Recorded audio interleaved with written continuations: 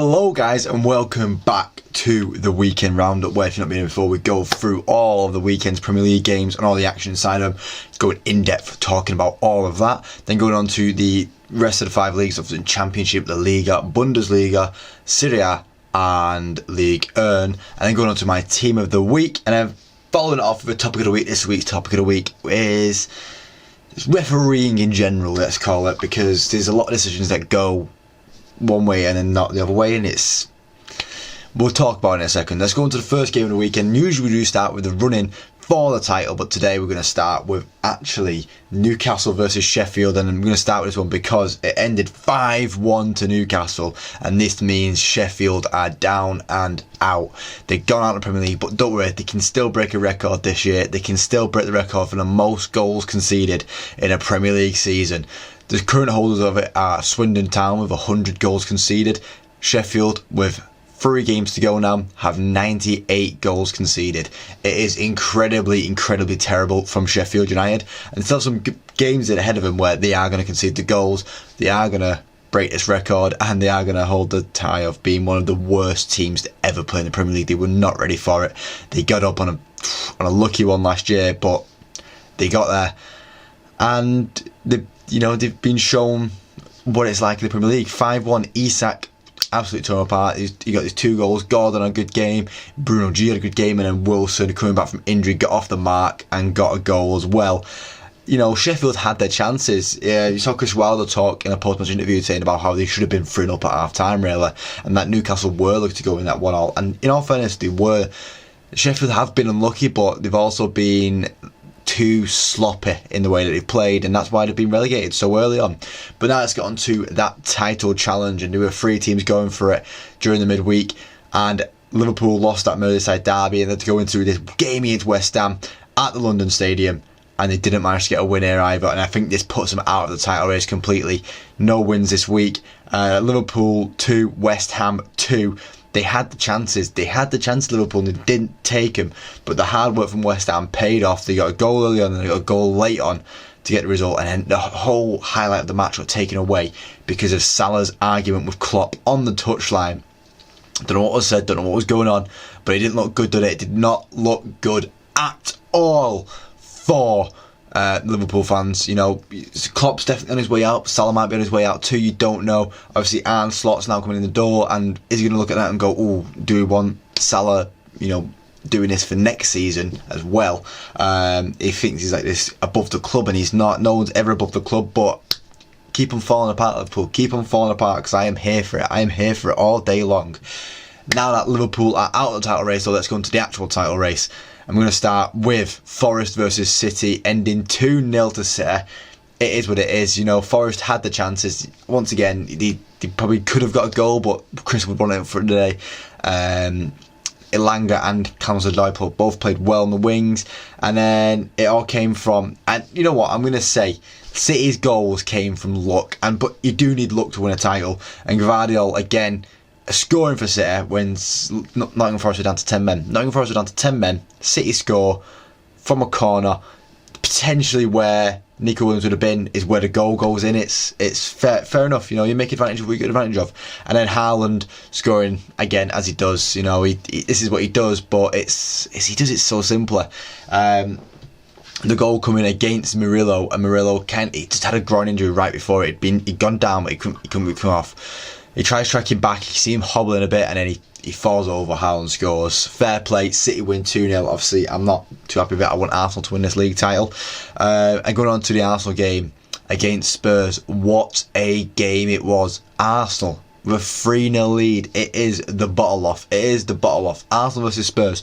Who can bottle it more? Can Spurs bottle the chance of stopping Arsenal from winning the league, or will Arsenal bottle winning the league? Who will bottle their chance first? And it was Spurs, because the game ended 3-2, but not after Arsenal tried letting Spurs back into the game. With a Raya, poor pass, I don't know what on earth he was doing, and then Declan Rice just not looking at where he's putting his foot, absolutely booting Ben Davies, and Spurs almost got back in it. They were 3-0 Arsenal, and they let Spurs get back to 3-2, and then last few minutes were tense. And The only thing I have to comment on this game was that the ref was just too lenient. There's a lot of challenges going in, left, right and centre. And the ref didn't give a yellow card until like the 85th minute when it was 3-2. And this thing started to get heated up. He started throwing yellows out. And I'm like, the yellow should have come out earlier and it would have controlled the tie a lot better. And it would have made it a bit more fun for the neutral fan to watch as well, with everyone being on a bit more on edge of, oh, there might be a red card here. Oh, there might be a yellow card there. But there was nothing. There was no violence from the ref, let's say. Obviously, Spurs had the chances. Van de Ven was just offside for what would have been an equaliser at 1-1. Literally just narrowly margins. Gabriel shaved his arse cheeks, and that's what kept Spurs in it. But that is a title race so far this week. It's still head-to-head. City with a game in hand. They win that game in hand, they will go top of the table. But that game in hand is against Spurs, and have a bad record against Spurs. And you've seen Spurs all try and spoil the party today. We'll see if they can spoil the party against City in a week and a half's time. It's not far away now. The Premier League has 2 weekends left. Oof. Is it? No, there's 3 weekends left. What am I talking about? I'm losing my mind here, guys. Sorry, I do apologise for that. But let's get on to the mid-table obscurity games. I'm going to start with United Burnley. I say mid-table obscurity, but if Burnley lose this, then it would have been a down and out for them too. They wouldn't have been officially out, but it would have been over. Thankfully for them, well, not thankfully for me, because I'm a United fan, it doesn't work out well for me because we drew 1-1 to Burnley. This is probably Anthony's best game he played. He had a lot of energy. He seemed to actually just have a new lease of life. He got a goal. But United didn't work hard enough. We let chances go. We gave away a penalty, as we always do, give away a penalty, and Burnley put away a penalty. We had our penalty shots for ourselves, and I do think one of the penalties should have been a penalty. The handball, it hit his hand, right? I could give it against us last week against Coventry, when Wan-Bissaka's hand was in the exact same position, but when it happens to us, no, it's not handball, forget about it, leave about it. This is why I want to talk about it this week, because there's plenty of things that go for one team, but not for another, and we want consistency. That's what we want. Wolves versus Luton, ending 2-1 to Wolves. Luton, again, in the relegation fight. They needed points here. They did not get the points that they needed. Wolves snatching away, taking the 3 points away, and, keeping their European hopes alive, because they still can keep them European hopes alive, because they still could push on for a European place in these last few games. I don't think they will, but they can. Hwang and Cunha just linking up as they do and creating some nice football. That Wolves team is going to be a force to reckon with next year, depending on if they can make the right transfers and keep the right players coming into the transfer window in the summer. We'll wait and see on that one though. Villa 2, Chelsea 2. Villa winning 2-0 in this game and let it go. Madueke sliding one in past Olsen because of Martinez going off at half time with an injury, and then Gallagher scoring a banger too. It's fair play. That was going to run against Martinez. I don't think the Madueke chance would have. It, obviously helped Chelsea out a lot, but also Rodgers on form right now. He's on real good form. He's slotted into the system very nicely at Villa and just took to the Prem very easily. Just, gone by. This is not a step up for me. This is the level that he's meant to be at. And it's nice to see English players do well like that. Going on to Everton versus Brentford. Another one down at the bottom there. Another relegation battle. Both teams, Brentford not safe yet, Everton not safe yet, and Everton taking away the 3 points from this game and pushing for that safety. We don't know what's going to happen with the minus points, with, deductions going to happen here, there, left, right and centre. But Everton taking the 3 points and putting survival in their own hands, not relying on where the points are going to be taken off them, but getting points that they need themselves. And it was Guy that was doing it again for him, Ghana Gay, getting the goal. Brentford, I'm seeing signs here of what they're going to see next season. I don't think they're going to survive next season. I think next season is going to kill Brentford. There's going to be a few people moving away from that club, mainly Ivan Toney. You thought this season, could you survive without Toney? They have survived without Toney, but I feel like they've only survived down to the fact of there's been other teams poorer than them.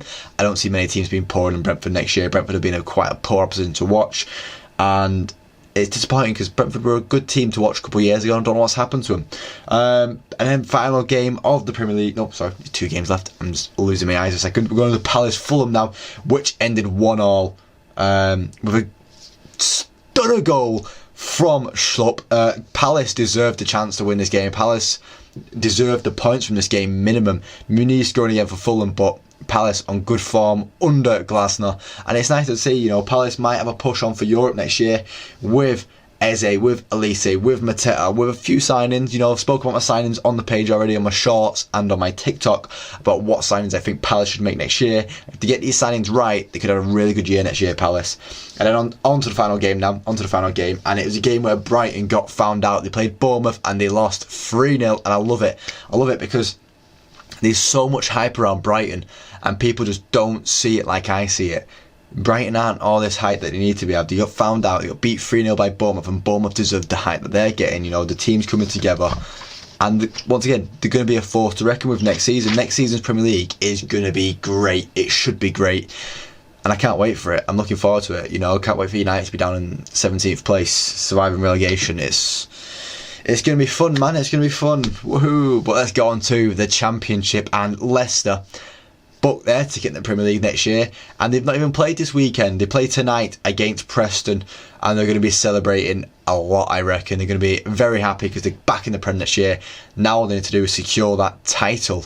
Ipswich still chasing them down. Ipswich still with a chance to win that title. I don't think they will, but I do think they'll come up. They're a 3-3 draw away at Hull, getting the vital points that they need and putting them level with Leeds, because Leeds lost 4-0 to QPR. QPR have already had to say in trying to upset Leicester's title party, and now they might have really upset Leeds' promotion party, because I think Ipswich are going to snatch it now. They've got Coventry midweek, and then they've got Huddersfield at the weekend, while Leeds, they've got to play Southampton. It's a difficult game for them. Huddersfield all but relegated now. I don't see him beating Ipswich at all. Obviously there's a lot to fight for on that last day. Ipswich will have more to fight for than Huddersfield. I think Huddersfield are down and out, and it's just who's going to be joining them and Rotherham going down now. Then on to La Liga, and Girona need one more win for the Champions League. One more win for the Champions League. Oh, that will be interesting. They're going to get ripped apart for the squad that they've had this year. It's not going to stay together, but it's going to be nice seeing a team like Girona in the Champions League. It'll be a breath of fresh air, especially with how the format's changing next year. They might be able to do something in it. And then going on to Real Madrid, who are still pushing on for that title. They're still miles ahead of Barcelona after that massive El Clasico win last weekend. And Arda Güler got the 3 points for him. They played the earlier game this week, because, you know, they've got the Champions League in the midweek fixtures against Bayern Munich, and that is going to be an interesting one when we get down to that, when predictions are coming out for that for tomorrow. But we're speaking about the leagues now. We've got Champions League tomorrow, guys. Serie A is Inter won Serie A last week on the Monday against AC Milan in the Milan derby. What a game to win it in for Inter Milan, and they did the title celebrations, and they had their first game celebrating it. They won against Torino in the first game since being titles. They now got the 2 stars above the badge, and it's all happy days at Inter. Fiorentina beat Sassuolo 5-1 in a big highlight game of the weekend there, and then Juve and AC Milan take points off each other with a 0-0 draw. But don't worry, because Bologna are still chasing them behind, but they draw 1-1 to Udinese. It's not great.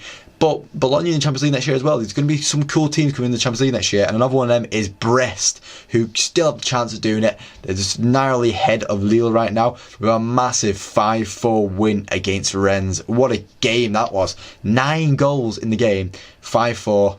Brest get away with it, and they pass on. They keep on pushing on to get that Champions League spots in Ligue 1 next year. Lyon beating Monaco, denting Monaco's hopes of getting the Champions League places. They're still up there to get the places, but if they have another slip like that, they might not be. I said Lille are sniffing. They're smelling about, and they can taste blood, and they're going to keep on hunting it down.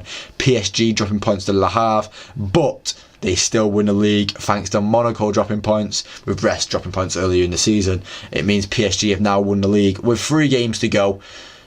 Nice stuff from PSG. You know, they can all focus on the Champions League now, which once again they play against Dortmund in the midweek, and that is going to be an interesting tie.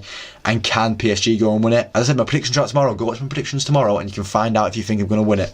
And then on to the Bundesliga, and Leverkusen keep up their unbeaten run with a 96th minute equaliser from Andrich against Stuttgart. In a 2-2 draw there, they're still unbeaten, and they've got Europa League this week, which my predictions for that are out on Wednesday. Just let you guys know. I'm just letting you guys know when prediction videos are out. Leipzig win 4-1 in the big highlight game of that weekend there, but I'd still probably prefer that Leverkusen game, because of how they keep on getting this unbeaten run going is insane. Kane now only needs, he's got 3 games to get 7 goals. to break Lewandowski's record. He got 2 goals at the weekend. And it's going to be interesting. It is going to be a very interesting end to the season for Harry Kane. He's obviously got the big game against Real Madrid in the Champions League, which my predictions are out for tomorrow, guys. I'm just letting you know. And then, 3 games left. They've got Wolfsburg, and if you know anything about Wolfsburg, they've held 5 to Lewandowski. So if Kane can put 5 against them like Lewandowski has in the past, he is in with a shout. He is in with a shout of catching up that record. Now onto my team in a week. For the Premier League, I should have gone this early, but we're going for it now. My team league for the Premier League, we're going to go Pickford in there, 2 clean sheets. Obviously, we're only counting on the weekend as it is the weekend roundup. It's not a week roundup, but Pickford keeping a clean sheet there. O'Shea getting in there, he had a good game against United. He held off against United and he helped Burnley get the result there. Gvardiol getting a massive goal for City and keeping a clean sheet, getting a few blocks in there against Chris Wood and have a good game in general. He's looking like his price tag getting close to it anyway. He's about halfway there, I'd say. Obviously, it's a big price tag to fill the boots of. And then Romero, despite conceding 3 goals, I'd still put Romero on here because I don't think Romero was at fault for really any of the goals. Maybe the 3rd goal, but that's the 3rd goal. He also got a goal of himself and he was just all over the place. In a good way. In a good way, he was all over the place. So yeah, he gets into the team of the week there, despite conceding 3. My midfield 4, as I said, there's never really a formation to this. It's just positions with very Garth Crooksy with how we do it. We're going with Anthony, Gallagher, Havertz, and Schlupp. Schlupp with a great goal. Gallagher with a great goal. Havertz with just a great performance again for Arsenal. Really performing there. And then Anthony finally getting a goal. His first goal in 27 games this year in the Premier League. And then the front 3, we're going to put Saka. He had a good game, terrorising Ben Davies. Isak getting 2 goals on Hwang, having a good return game, cooking. Now on to the talk of the week. I'm going to start with, it says reffing. It's mainly penalties. As I spoke about with the United game, it hits his hand. I just want to know, what is the rule? You can say, it hits his hand. It should be, if it hits his hand, it's a penalty. And I can get, that's why in the Champions League, I can get behind it in the Champions League. Because no matter what, if it hits your hand in the penalty area, it's a penalty. They just give it. Right? They don't care about what your arm's doing. Why is your arm touching the ball? It's interfered with play. Your hand cannot touch the ball. I don't care how if it's by your side, like that, fair enough. Where else you can put it? If you're doing that, it's still out a bit. I'd still say that's still out. They do this, and it's like the hand elbows are still out, and they can still hit their elbows. I still think it's tucked in. That's not tucked in. Tucked in is by your side. When your arms are dangling out like that, and like that, what you're saying, it hits your hand there. That's handball. That couldn't be more handball, and yet against us, against United, nah, not handball. What you're talking about? There's a few kicks and pushes, and it seems to ask the question because I feel like it happened in the North London derby is Kulusevski got pushed, and because he tried to stay up and didn't go down straight away. He tried to stay up, it didn't get given. But if he goes down straight away, it'll get given. And the worst one from the North London derby, was the fact that the Rice absolutely booting Ben Davies. The referee stood right, couldn't have had a better look at it. He couldn't have seen it more clearly if the VAR screen didn't have a better view than he did, and yet he still didn't give it. And it's like they're just so worried about making a mistake now that they make too many mistakes because they're worried about making a mistake. It's like clear your head. I don't know. It really bothers me that penalties should be the most consistent thing. If you're giving a penalty for one thing, it should be given for every single time that event occurs. And if you're not going to give it, it should never be given for when that event occurs. Because penalties are one of the biggest game changers, and you can see so many more penalties get given nowadays. Obviously, the diving doesn't happen as much anymore because everyone watches it, but diving still happens. And sometimes the refs still get it wrong and give a penalty for a dive. In the United game there against Liverpool, Harvey Elliott dives, penalty. It's so many penalties get given against United, and we just never get any. We never get any given to us, and it's all ever since Klopp made a comment about us getting so many penalties in a season, and then they've gone, oh wait a minute, we're giving too many penalties to Man United now. I know this is mainly a complaint about Man United, but this is where I see it most. This is where I see the penalties get given, and I go, oh, that's given against us. Surely we should get the same, but no. All I'm asking for the Premier League is a bit of consistency. I'm begging and praying, because in UEFA I see consistency constantly in the Champions League and the Europa League and the Conference League. The consistency is there no matter what, and that's all I want in the Premier League. Even if people don't agree with decisions being given, the consistency is there, so I can agree with that. But that is the end of this rant and this video now, guys. So if you like the video, please leave a like. Let me know how many penalties you think your team should have had this year. That's a big topic of it. And if you want to see more, subscribe, because there's more on this channel every single day. As I said, for the next 2 days, we've got my UEFA predictions coming out. But yeah, thank you for watching, guys, and hopefully I will see you next time. Cheers.